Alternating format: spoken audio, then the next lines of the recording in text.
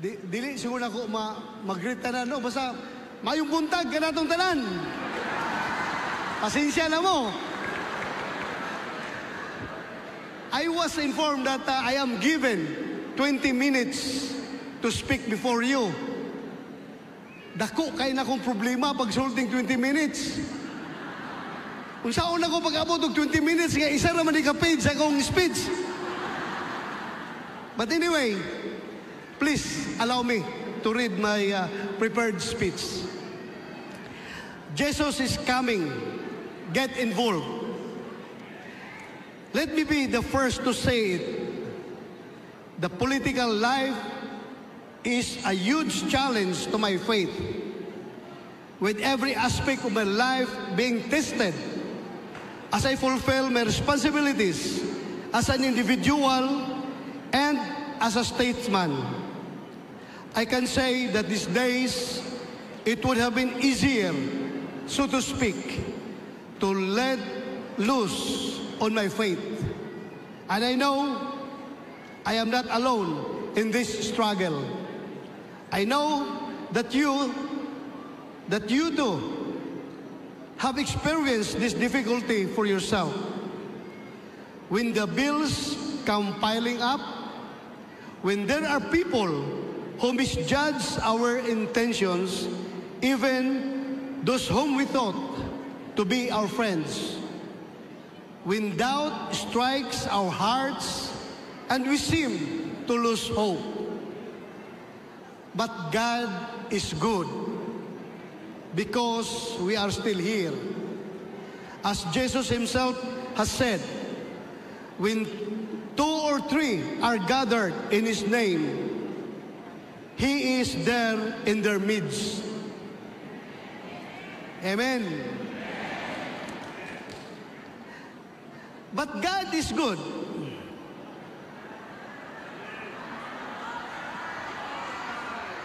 Very good.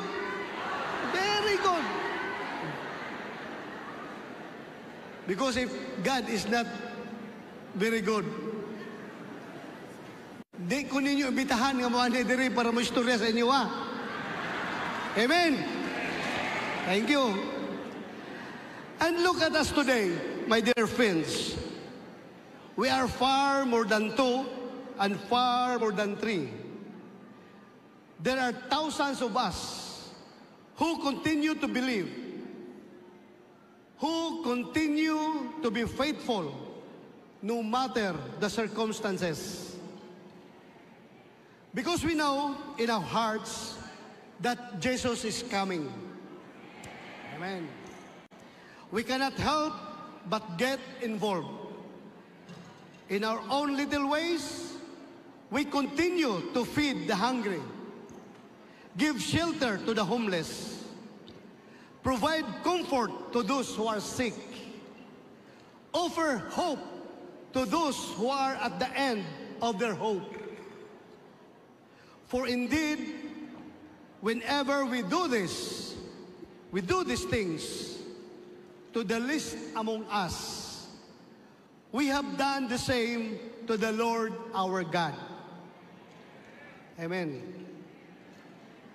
At this point, I wish to offer my thanks to the entire Seventh-day Adventist Church for the good work that you do to advance not only the Christian faith, but the essence of a Christian life, rooted in a love of God, in a love for God, that is expressed in love for our neighbor.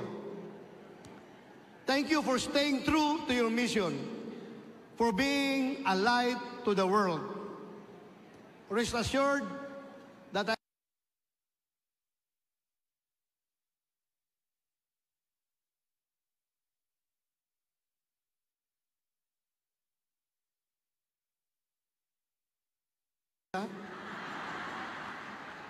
moral support, spiritual support, and all other support na pwede na kong ihatag kaninyo, isip inyo ang senador sa Republika ng Pilipinas.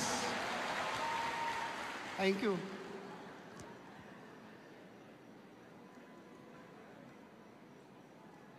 Rest assured Again, I am more than ready to offer my support to you, not just as senator, but more importantly, a fellow believer, as someone who knows with all his heart that truly Jesus is coming. Asa mo itong timer na to? Pila ka minutes na? Wala pa, no? So, naalala ko'y gamay na i-share sa inyo.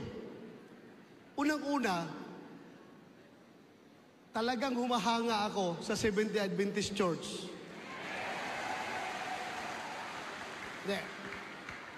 Hindi ako nang bubula, dahil kaharap ko kayo. Pero sa lahat na nakilala kong Seventh-day Adventist Church, wala pa ko nakita nga Seventh-day Adventist Church na tao nga dautan. Puro tarong. Di, tinuon na. Puro tarong. Labi na ka ng inyo advokasya sa church ninyo to keep everyone healthy. Alam ko, healthy conscious kayo. Lahat. Very conscious kayo sa health. Not only physical health, not only psychological health or mental health, but most of all, spiritual health. Busa, kanang inyong advokasya, pariho rin gihapong ginasa ko advokasya to keep people healthy. Busa ako, sa pagkakaroon, right now, masyadong mainit yung issue about the divorce bill nga pending karon, nakalusot na, nakapasa na sa lower house, sa Kongreso, sa baba, sa lower house. Karon musaka na po na dito sa Senado. So kami na karong 24 ka senador ang magtakil ni ana. Ako, mga lang yung pasensya. Hihingi na lang ako ng pasensya doon sa mga tao na matagal nang naghirap, matagal nang captive sa kanilang sitwasyon, sa hindi magandang relasyon na kanilang pinapasukan. Sabi nila, nagkamali daw sila sa pagpasok sa relasyon na yan, kaya they want themselves out of that relationship through the divorce law na karon among itakel. Muna magayo kong pasensya, hihingi lang ako ng dispensa. Dahil hindi talaga ako pwedeng sumuporta dyan sa divorce law na yan. Ngano? Why? Hindi lang bilang isang Kristiyano, hindi lang bilang isang tao na naniniwala sa teaching ng ating church na